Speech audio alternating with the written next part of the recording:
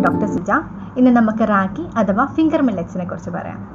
ഇപ്പോൾ ഫേമസ് ആയിട്ടുള്ള ഒരു ഡയറ്റ് പ്ലാൻ ആണല്ലേ പ്രോട്ടീൻ ഡയറ്റ് എന്നുള്ളത്. പ്രോട്ടീൻ ഡയറ്റിൽ തന്നെ വെജിറ്റേറിയൻ താരമാണ് നമ്മുടെ റാഗി അഥവാ ഫിംഗർ മില്ലറ്റ്സ് എന്ന് പറയുന്നത്. റാഗിയിൽ അടങ്ങിയിട്ടുള്ള എസെൻഷ്യൽ അമിനോ ആസിഡ്സ് ആണ് ഇതിന് കാരണം.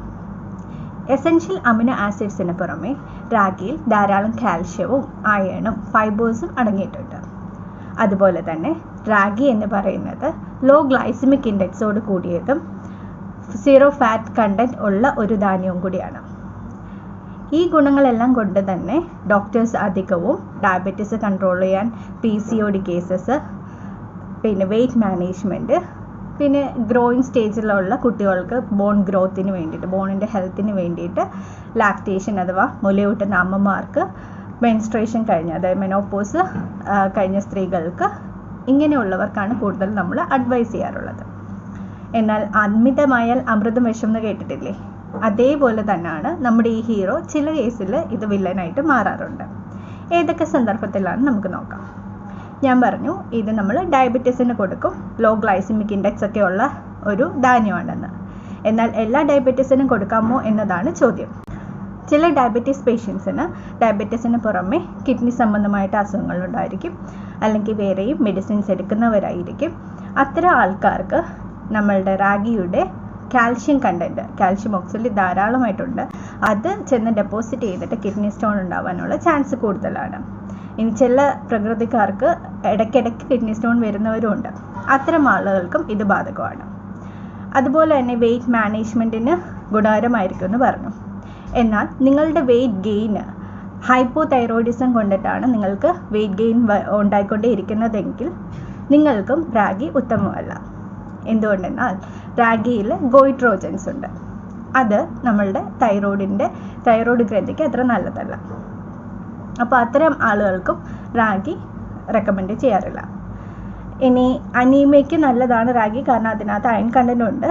എന്നാൽ ചില അനീമിക് പേഷ്യൻസിന് ഓൾറെഡി മാൽനറിഷ്ഡ് ആയിരിക്കും. അവർക്ക് അയൺ പോലെ തന്നെ വേറെയും പോഷകങ്ങളൊന്നും ബോഡിയിലേക്ക് പിടിക്കില്ല. അങ്ങനെയുള്ളവർക്ക് റാഗി എടുത്താലും അതിനകത്ത് അയൺ അവരുടെ ബോഡി അബ്സോർബ് ചെയ്യില്ല. പിന്നെ റാഗിയിൽ ഫൈലേറ്റ്സ് എന്ന് പറയുന്ന ഒരു കണ്ടന്റ് ഉണ്ട്. അപ്പോൾ അതൊന്നുകൂടി ബ്ലോക്ക് ചെയ്തേ ഉള്ളൂ ഇതിൻ്റെ അബ്സോർപ്ഷന്. അതുപോലെ തന്നെ നിങ്ങൾക്ക് എന്തെങ്കിലും ഗട്ട് ഹെൽത്ത് ഇഷ്യൂസ് ഉള്ളവരാണെങ്കിൽ, ലൈക്ക് IBS അല്ലെങ്കിൽ പെട്ടെന്ന് എന്തെങ്കിലും കഴിച്ച ഉടനെ ലൂസ് മോഷനൊക്കെ പോകുന്ന പ്രകൃതമാണെങ്കിലും റാഗി നിങ്ങൾക്ക് ഇണങ്ങിയതല്ല. പിന്നെ ചിലർക്കുണ്ട് അധികം ഫൈബേഴ്സ് കഴിച്ച് ശീലമില്ലാത്തവരായിരിക്കും. അങ്ങനെയുള്ളവർക്ക് റാഗി കഴിക്കുമ്പോൾ ബ്ലോട്ടിംഗ് ഒക്കെ ധാരാളമായി വരുന്നതായിട്ടും കണ്ടുവരുന്നുണ്ട്. പിന്നെ ആയുർവേദത്തിൽ പറയുകയാണെങ്കിൽ റാഗി എന്ന് പറയുന്ന ശീതവീര്യമാണ്, അഥവാ കൂൾ പൊട്ടൻസി ഉള്ള ഒരു ധാന്യമാണ്. എപ്പോഴും സൈനസൈറ്റിസ് അടിക്കടി വരുന്നവരാണ് അല്ലെങ്കിൽ അലർജി കണ്ടീഷൻ ഉള്ളവരാണെങ്കിലും നിങ്ങൾക്ക് റാഗി അഡ്വൈസബിൾ അല്ല.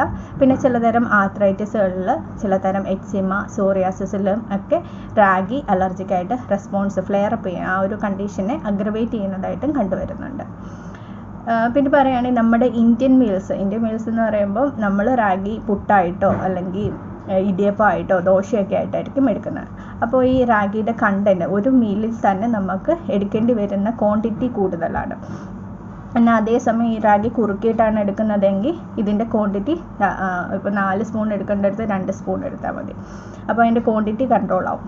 അപ്പോൾ കുട്ടികൾക്കൊക്കെ ആണെങ്കിലും സ്മൂത്തി ഫോമിലോ അല്ലെങ്കിൽ കുറുക്കിയൊക്കെ കൊടുക്കുന്നതായിരിക്കും കുറച്ചുകൂടി ഉത്തമമായിട്ടുള്ളത്. 5 ടൈംസ് എടുക്കുന്നതിലും ഭേദം ഒരു 3 ടൈംസ് വീക്ക്ലി എടുക്കുകയാണെങ്കിൽ അതിൻ്റെ ക്വാണ്ടിറ്റി വൈസ് നമുക്ക് കൺട്രോൾ ചെയ്യാനും പറ്റും. അപ്പോൾ നിങ്ങളുടെ കൂട്ടത്തിൽ ജിമ്മത്തികളോ ജിമ്മന്മാരോ ഇതുപോലെ പ്രോട്ടീൻ ഡയറ്റൊക്കെ എടുക്കുന്നവരുണ്ടെങ്കിൽ അവരുടെ അറിവിലേക്കായിട്ട് ഷെയർ ചെയ്ത് കൊടുക്കുക.